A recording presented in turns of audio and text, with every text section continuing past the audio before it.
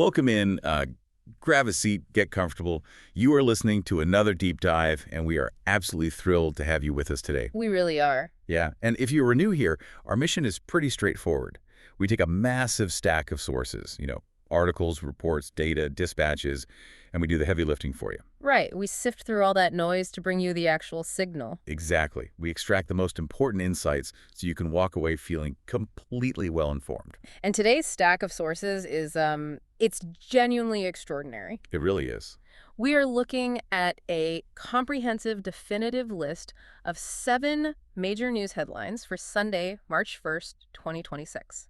And what is remarkable about this specific collection of events is just the sheer spectrum of human experience it captures. Yeah, the contrast is incredible. Right.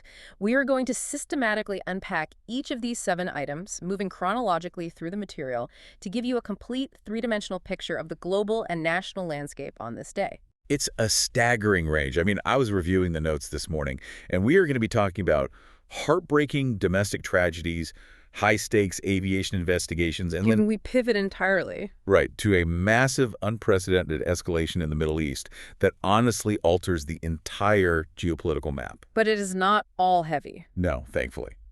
We're also going to explore a monumental technological milestone in semiconductor manufacturing right here in India, the cruel, unforgiving mathematics of the T20 World Cup, and a genuinely historic, joyous moment in the world of domestic cricket.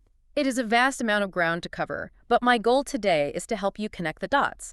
Whether we are looking at the systemic vulnerabilities in a local manufacturing sector, or the multi-layered air defense systems protecting international borders, or even the philosophical underpinnings of constitutional law, there are underlying patterns. And we want to find them. Exactly. We are not just going to read you the news, we are going to explore the broader context, dissecting the why and the how behind the what.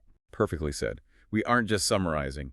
We are unpacking it all. So let's get right to it. Let's do it. Our first piece of source material details a truly devastating incident in Andhra Pradesh's Kakinada district. There was a massive firecracker explosion that resulted in multiple casualties. It's a very heavy way to start. It is, yeah. But what the reporting really zeroes in on is the immediate high-level leadership response to this tragedy. That is correct. The immediate aftermath was characterized by swift administrative action from the highest levels of the central government.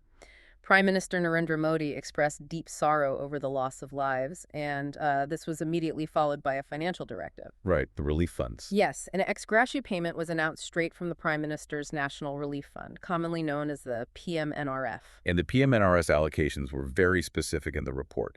The announcement confirmed that 2 lakh rupees has been allocated for each family of the deceased, and 50,000 rupees has been announced for every person who was injured in the blast. Which is standard immediate protocol. Yeah. The Prime Minister conveyed his condolences to the bereaved families and wished a swift recovery for the injured. Union Home Minister Amit Shah also issued a public statement expressing his sadness and making a point to assure the public that rescue and relief operations were actively underway, ensuring necessary medical assistance was reaching the injured. But what's fascinating here is, if we look closely at the architecture of this reporting, what stands out is what is actually missing. Missing from the text itself. Exactly. The narrative is heavily weighted toward the administrative and humanitarian response. The financial relief, the rescue operations, the empathy from New Delhi. It frames the gravity of the incident through the lens of the state's prompt reaction. Right. However, there is a distinct absence of operational or investigative details regarding the explosion itself. I noticed that too. We aren't told what caused the spark, the exact conditions of the factory, or even where the safety investigation currently stands. And this reflects a much broader, recurring systemic issue in India. Historically, the firecracker manufacturing industry, which often operates in a very gray area between formal industrial regulations and informal seasonal labor, has posed immense safety challenges. Because it's a hazardous environment. Highly hazardous. Dealing with combustible materials requires rigorous, uncompromising safety protocols. Yet when these tragedies occur, the immediate discourse rarely dives into the regulatory failures. It's like, were the licenses up to date? Right, or were occupational safety standards enforced? Instead, the narrative immediately pivots to disaster management and financial compensation.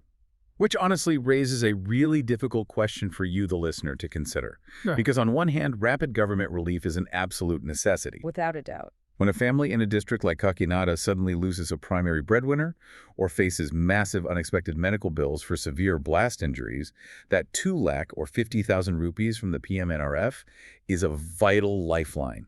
It is a critical function of the state to provide that immediate safety net. It is essential, yes, but it is fundamentally reactive. Providing financial relief after the fact is a humanitarian necessity, but it does absolutely nothing to solve the root cause. It doesn't prevent the next one. Exactly. When the public narrative focuses so heavily on the relief effort rather than the regulatory failure, it can inadvertently perpetuate a cycle. Tragedies occur, high-level condolences are offered, funds are dispersed, but the underlying systemic safety challenges in these hazardous industries remain unaddressed until the next explosion happens.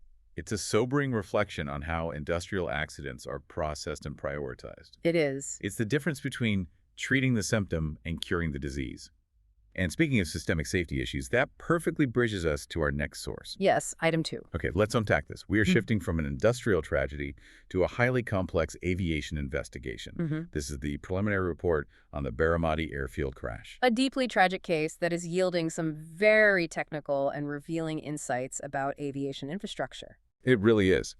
So it has been exactly a month since that fatal chartered aircraft crash that claimed the lives of former Maharashtra Deputy Chief Minister and NCP Chief Ajit Pawar, along with 2 pilots and 2 security personnel. Right. The Aircraft Accident Investigation Bureau, the AAIB, has just released its preliminary report. And the sequence of events is harrowing. The aircraft actually attempted 2 emergency landings at the Baramati airfield before it finally crashed. The environmental data provided in the report is crucial here. The investigators noted that the wind conditions were completely calm, but visibility was recorded at 3 kilometers at the time of the incident. And 3 kilometers might sound like a decent distance to someone driving a car on a highway, but in aviation, that is incredibly low visibility, right? Extremely low, especially for the type of flying they were likely attempting, which we will get into in a moment. But the report also details the recovery of the flight recorders. And this is where the human element just stops you in your tracks. The AAIB cited the final words captured on the cockpit voice recorder, the CVR. The audio captured the pilots exclaiming, "Oh shit, oh shit," just moments before impact. It's chilling. It is. Hearing that detail reported, it strips away the sterile, mechanical nature of an investigation and abruptly grounds you in the sheer terror of those final seconds in the cockpit. It is a stark reminder of the human lives at the center of these technical reports. And regarding that cockpit voice recorder, the investigators have faced a massive hurdle. The fire damage. Yes. The source notes that the CVR suffered severe thermal damage in the post-crash fire. The data couldn't just be plugged in and downloaded at a local lab. The AAID had to reach out to the original manufacturer, Honeywell, for highly specialized technical assistance to recover the audio. And the collaboration doesn't stop with Honeywell. This has become a major international effort. The United States National Transportation Safety Board, the NTSB, has appointed an accredited representative and technical advisors to support the AAIB. That's a significant development. The report mentions this is happening under ICAO Annex 13. Can you break down what that framework actually means for us? Absolutely. ICAO is the International Civil Aviation Organization, which is a specialized agency of the United Nations. Annex 13 is the specific international treaty standard that dictates exactly how aircraft accident investigations must be conducted globally. So it sets the ground rules. It does, and it's designed to ensure transparency and cooperation. Under Annex 13, the state where the incident occurred leads the investigation, but the state where the aircraft was designed or manufactured has a right to participate. Oh, I see. The involvement of the NTSB is significant because they are widely considered the premier aviation safety investigative body in the world. They bring unparalleled technical expertise to the table. And that expertise is already yielding results. The report notes that data from the Solid-State Flight Data Recorder, the SSFDR, has been successfully downloaded and is currently under analysis. This is a critical step. While the cockpit voice recorder gives us the human perspective and auditory warnings, the flight data recorder captures the cold, hard physics. The machine's perspective. Exactly. Modern solid-state flight data recorders track thousands of parameters per second.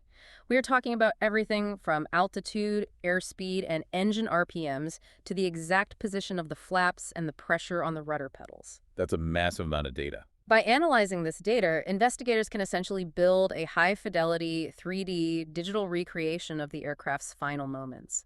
They will know exactly what the machine was doing and what inputs the pilots were giving it. But here is where the report takes a really interesting turn. While the AIIB is still analyzing the SSFDR and the wreckage, they aren't waiting for the final report to issue urgent safety recommendations. No, they're pointing to massive red flags at the Baramati airfield itself. They are. And this brings us back to that visibility issue you mentioned earlier.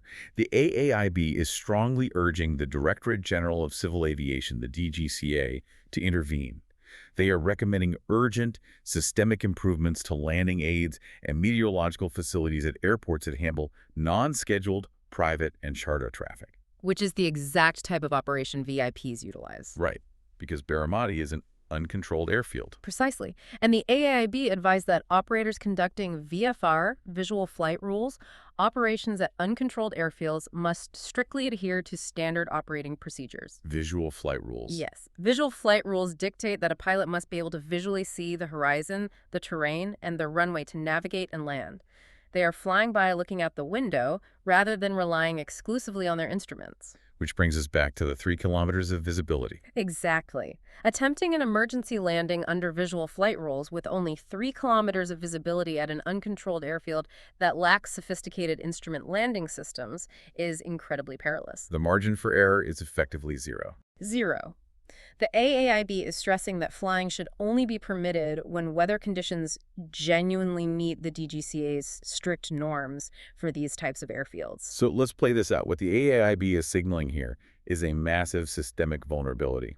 You have high net worth individuals, politicians, and corporate executives using state-of-the-art private charter jets. Incredible machines. But they're flying into small, regional, uncontrolled airfields that simply do not possess the radar, the high-intensity approach lighting, or the real-time weather tracking of a major international hub like Mumbai or Delhi. It is an asymmetry in infrastructure. The aircraft is technologically advanced, but the ground environment it is interacting with is primitive by comparison. Right, and it creates this hidden layer of extreme risk. If an emergency occurs, a mechanical failure, a sudden drop in visibility, the destination airfield is not equipped to help the pilots navigate the crisis safely. That's the core issue. The AAIB's preliminary recommendations suggest that until these smaller aerodromes are heavily regulated, evaluated for licensing, and physically upgraded with better landing aids, this risk will persist. It is a textbook example of how a chain of seemingly separate factors, an uncontrolled airfield, marginal weather, and a potential mechanical issue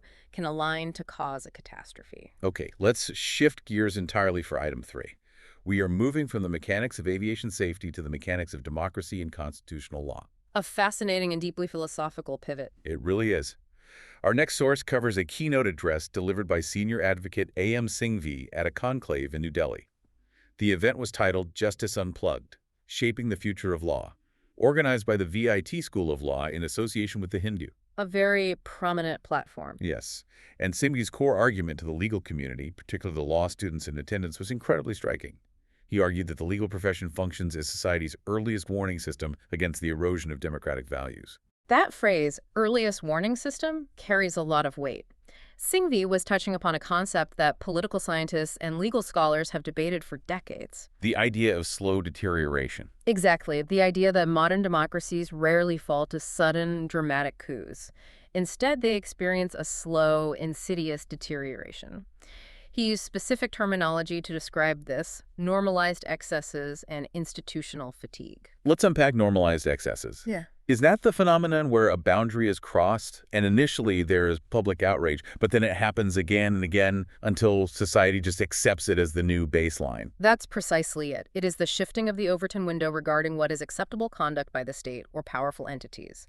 And institutional fatigue goes hand in hand with that. How so? It occurs when the very institutions designed to provide checks and balances, the independent judiciary, the press, the election commissions, become so bogged down, under-resourced, or systematically undermined that they lose their capacity to effectively push back against those excesses. Singhvi framed this constitutional backsliding as a global phenomenon, not just a local one. He noted that it is universally marked by intense polarization, the spread of misinformation, and the weakening of established institutional norms. It's a pattern. The subtle distortions begin to normalize exceptional powers, which slowly undermines the legitimacy of the judiciary.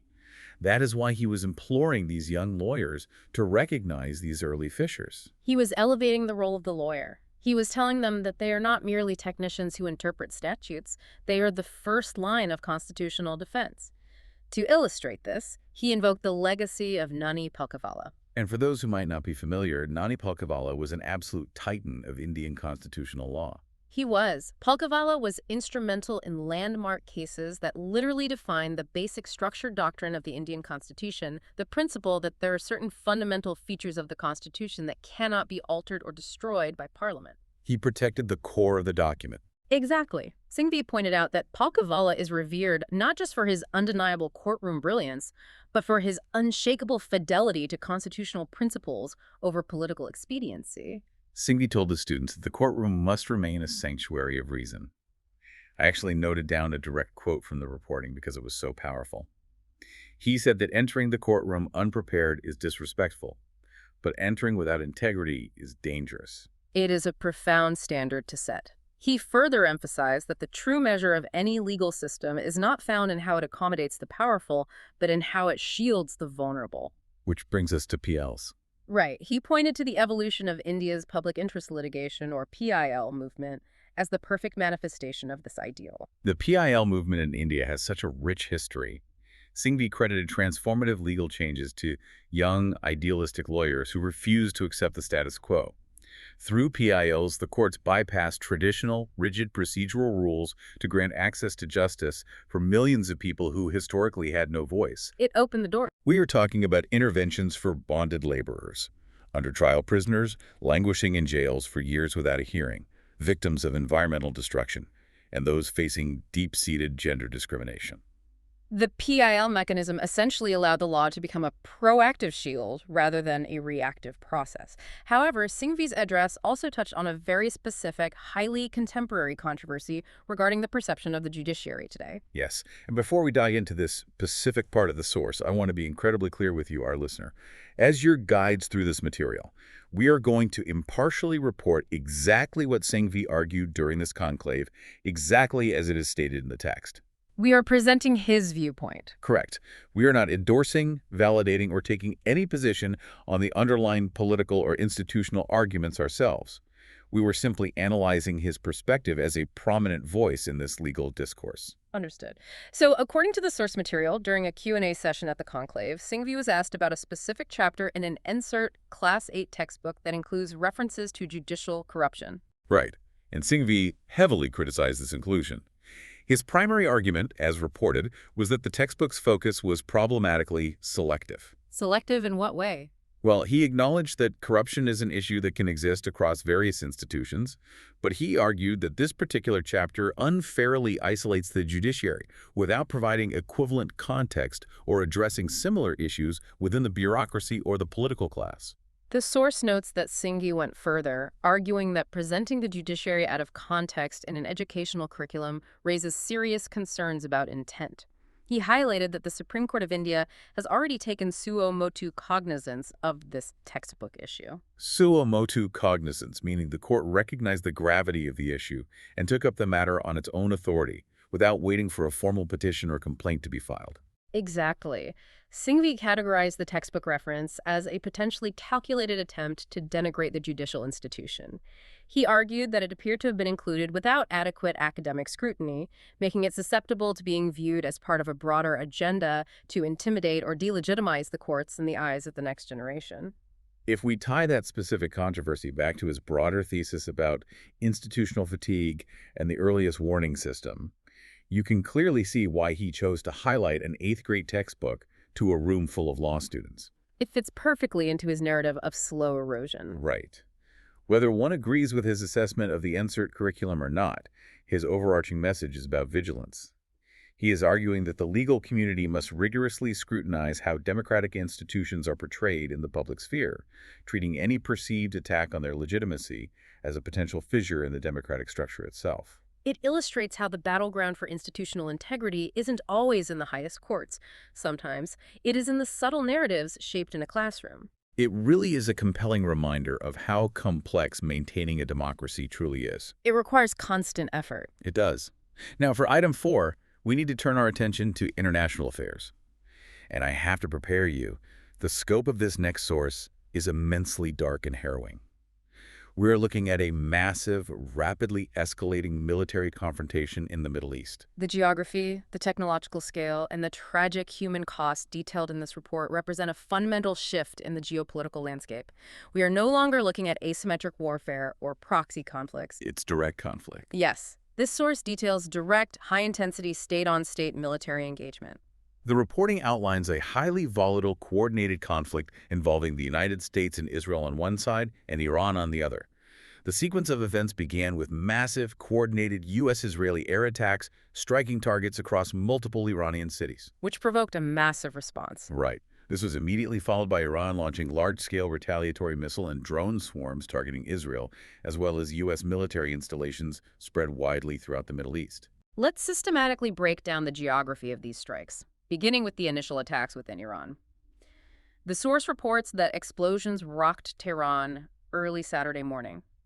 These strikes were highly targeted near critical government and military infrastructure.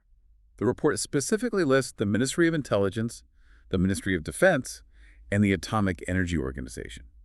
They also struck the sprawling Parchin military complex. But the strikes were not confined to isolated military installations. The report states that missiles struck University Street and the Jamhuri area within Tehran.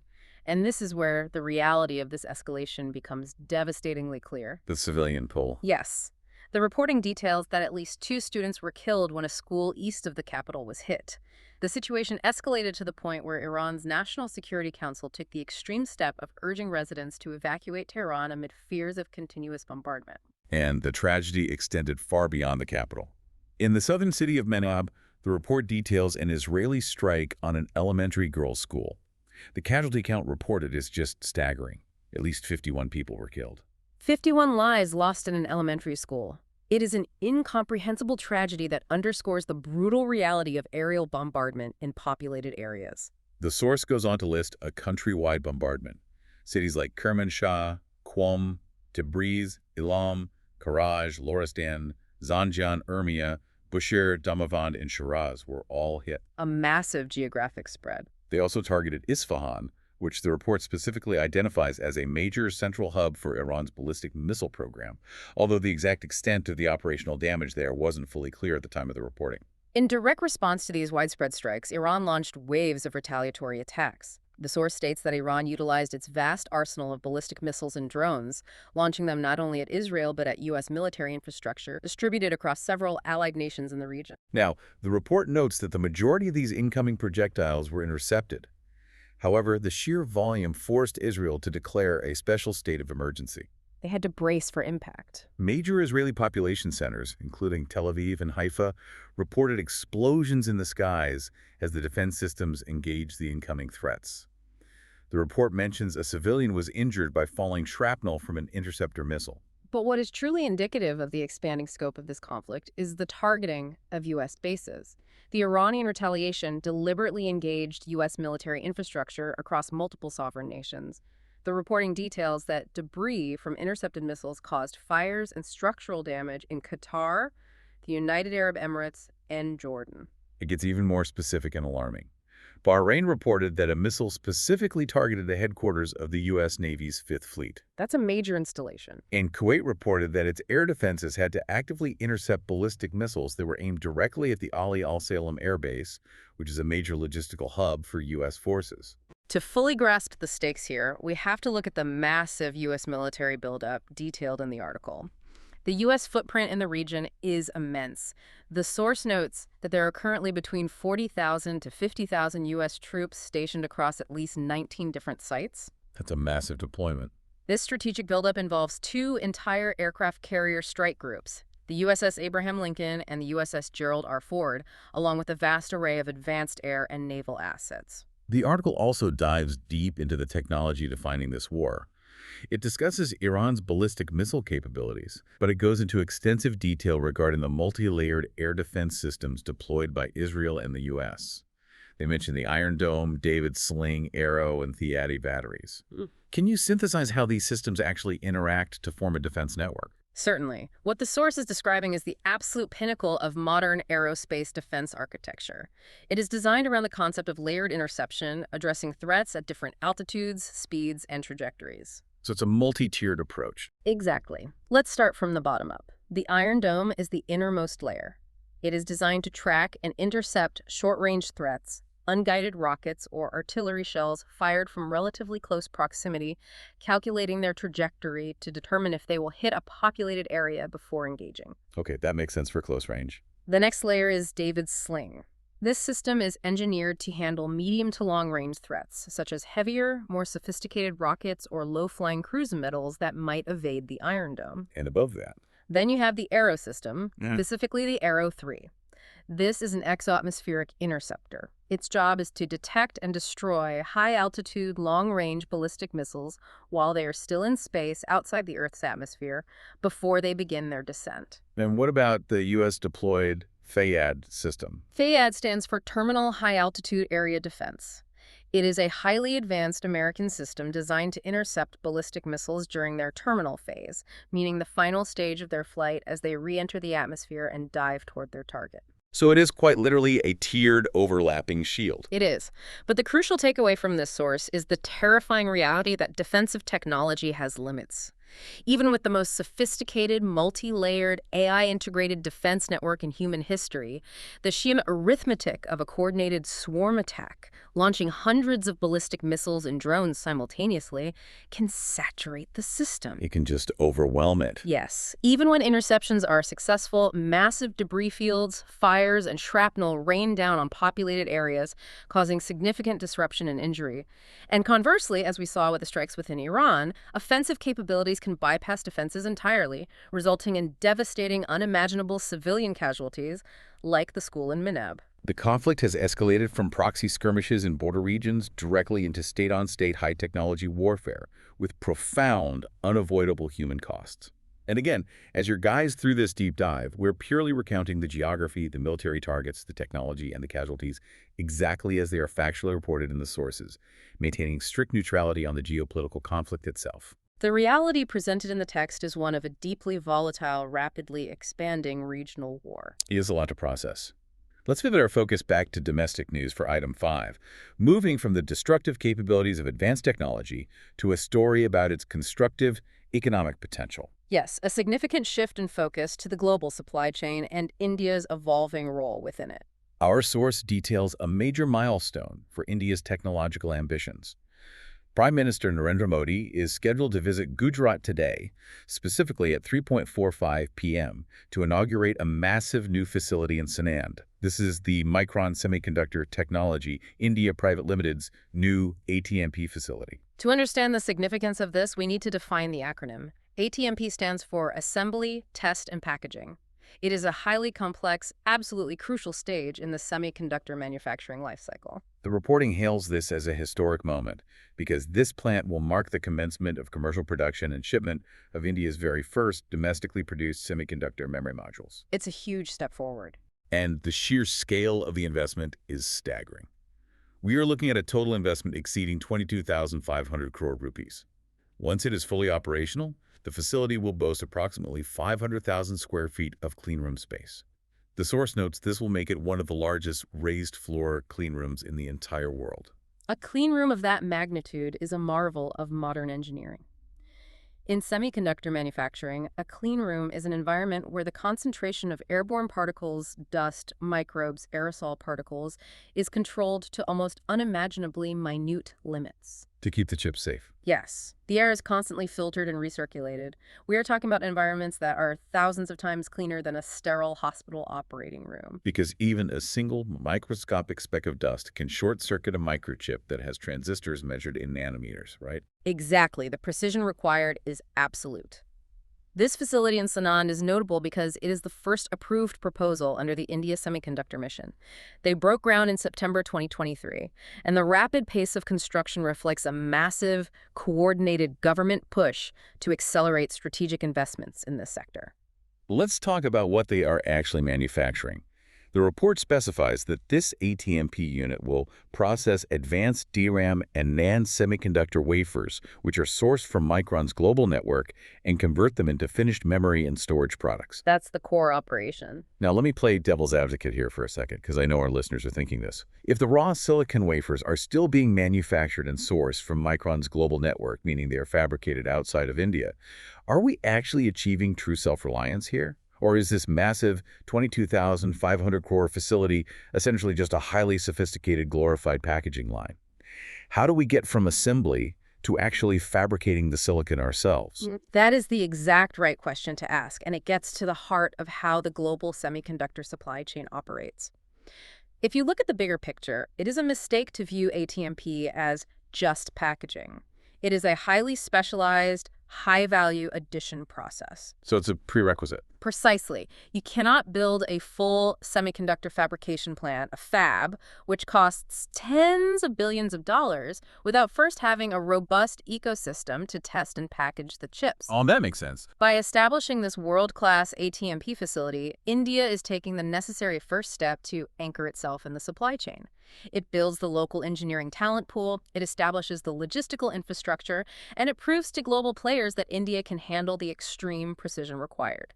You have to master assembly, test, and packaging before you can reliably build the foundries that actually print the silicon. That makes a lot of sense. It's about building the foundation of the ecosystem. And the timing couldn't be more critical. The source highlights that this plant aims to meet the soaring global demand driven by artificial intelligence and high-performance computing. The demand is astronomical right now. Let's make this highly relatable for you listening right now. The terms DRAM and NAND sound like dense technical jargon. But DRAM, dynamic random access memory, is the short-term working memory inside your laptop or your smartphone.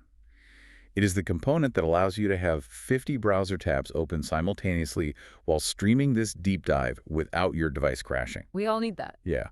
NAND is the flash storage. It is the permanent vault where your photos, your downloaded apps, and your operating system actually live. They are the building blocks of the digital age. Every single digital device you interact with relies on these memory modules. And as artificial intelligence models become more complex, requiring massive data sets to process information instantaneously, the global demand for these specific memory chips is skyrocketing exponentially. Precisely. So the process at Sanan involves taking those raw silicon wafers, rigorously testing them for microscopic imperfections, meticulously cutting them into individual dies, and then packaging them into the final durable chips that get soldered onto motherboards around the world. It's intricate work. For decades, India has been an undisputed global powerhouse in software development and IT services. But hardware manufacturing, particularly at the microscopic level of semiconductors, has been heavily reliant on imports from East Asia and the United States. And we all saw how fragile that reliance was during the global supply chain crisis a few years ago, when a shortage of chips halted automobile manufacturing globally. Exactly. The global supply chain proved to be highly vulnerable to geopolitical shocks and logistical bottlenecks. By establishing this facility, India is not just serving domestic demand, it is positioning itself as a vital, resilient node in the global semiconductor value chain. It changes the dynamic. The article underscores that this initiative fits into a larger strategic government vision to attract high-value tech investments, reduce dependence on foreign hardware ecosystems, and secure India's technological sovereignty in an AI-driven future. It truly is an economic and technological turning point. Okay, we are going to shift gears dramatically for our next two items. We are moving from the hard, predictable numbers of technology to the highly unpredictable, often cruel mathematics of professional sports. Yes. Section 6, Item 6. Cruel math is perhaps the most accurate way to describe this scenario. This source details a match where winning the battle on the field ultimately meant losing the war of the tournament. We are diving into the T20 World Cup, specifically Pakistan's final Super 8's Group 2 match against Sri Lanka in Palakkale. On paper, Pakistan secured a victory. They won by 5 runs in what the reporting describes as an absolute thriller of a high-scoring match. But paradoxically, winning this specific match resulted in their official elimination from the T20 World Cup. To understand how a team can hit the winning runs but still get knocked out, we have to deeply unpack the concept of net run rate, or NRR. In a round-robin tournament format, teams frequently end up tied on total points. NRR is the universal tiebreaker. Right, but how was it actually calculated? Essentially, it calculates the average runs a team scores per over across the entire tournament and subtracts the average runs scored against them per over by their opponents. It measures your dominance. Okay, I see. Let's use an analogy. Think of net run rate like a complex tiebreaker in a year-long marathon league. Imagine you and your opponent finish the final race tied on total wins, so the judges have to look at who ran the fastest average mile throughout the entire season. It's about efficiency over time. Exactly. Pakistan didn't just need to win the race today, they needed to sprint so incredibly fast that it mathematically erased their sluggish times from earlier in the month. Pakistan entered this match in a very specific, agonizing bind. England had already secured the top spot in the group. Pakistan and New Zealand were locked in a fight for the second and final semifinal spot. Because of Pakistan's earlier inconsistencies in the tournament, their net run rate was significantly inferior to New Zealand's. They needed a blowout. So the mandate wasn't just to beat Sri Lanka. They needed to beat them by a massive, statistically significant margin to forcefully swing the math in their favor. And their batsmen certainly understood the gravity of the assignment. Pakistan batted first and posted a massive total of 212 for 8. The source highlights a historic, record-breaking 176-run opening partnership. Sahibzada Farhan scored a magnificent century, and Fakhar Zaman contributed a rapid 84. Putting up 212 runs in a 20-over match is an imposing, aggressive statement. It is a phenomenal total. But because of the net run rate requirement, the target for Pakistan's bowlers wasn't simply to keep Sri Lanka under 212.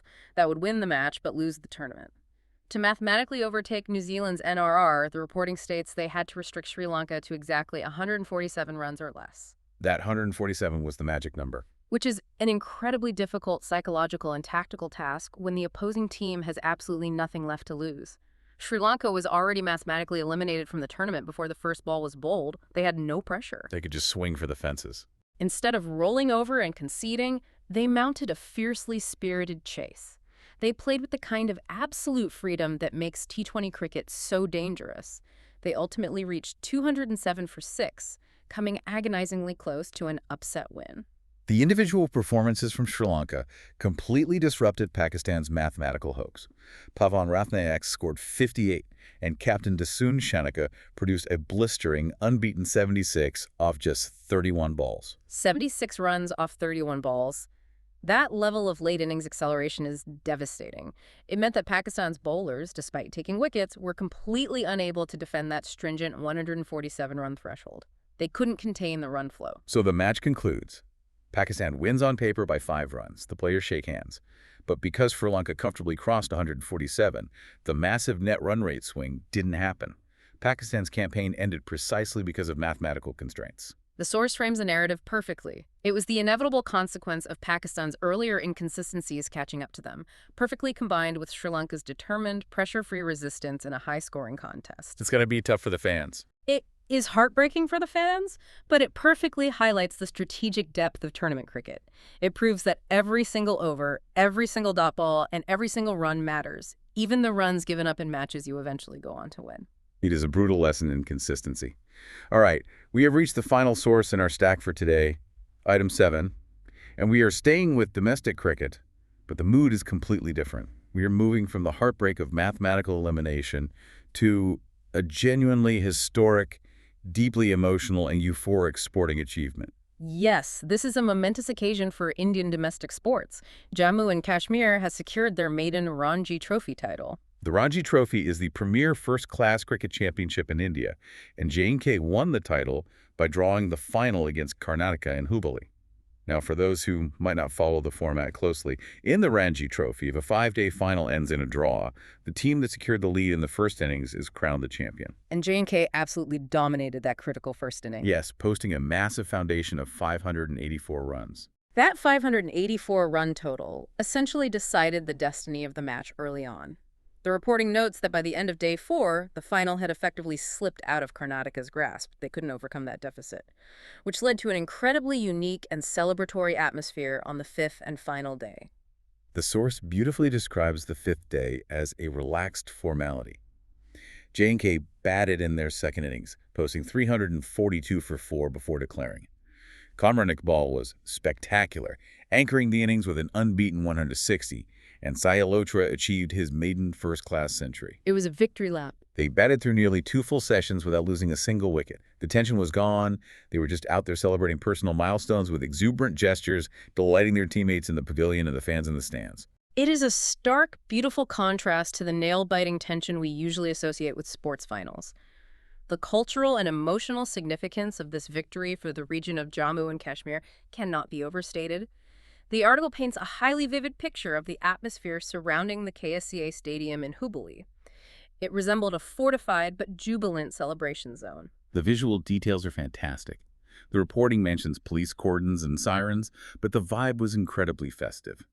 The heat was touching 34 degrees, but there were drums, dolls playing constantly, and a palpable sense that the city was hosting its most significant cricketing event in recent memory. Thousands of spectators poured in to witness this crowning moment. Even Chief Minister Omar Abdullah arrived late the previous night just to ensure he could join the team for this historic occasion.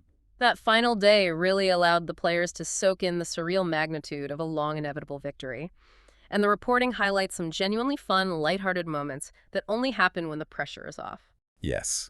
Like KL Rahul, who is universally known as a premier top-order batsman and wicketkeeper, being handed the ball to bowl a rare spell.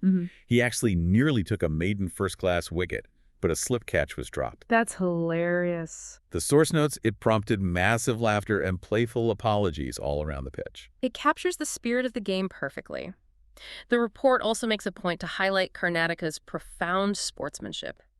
They were the defending giants, but they were gracious in defeat, patiently waiting for J&K to finish their initial, overwhelming celebrations before stepping forward to offer handshakes. And we absolutely have to give a shout-out to Aqib Nabi. The source spotlights him for finishing this incredible season with a record 60 wickets. During the celebrations, he was lifted onto his teammates' shoulders while the fans roared, urging him to acknowledge their support. A well-deserved moment for him. When the captains finally agreed to shake hands at 2:11 p.m., officially ending the match, the J&K players sprinted from the boundary to the center of the pitch. They were waving their flag, shedding tears of joy, and just embracing one another.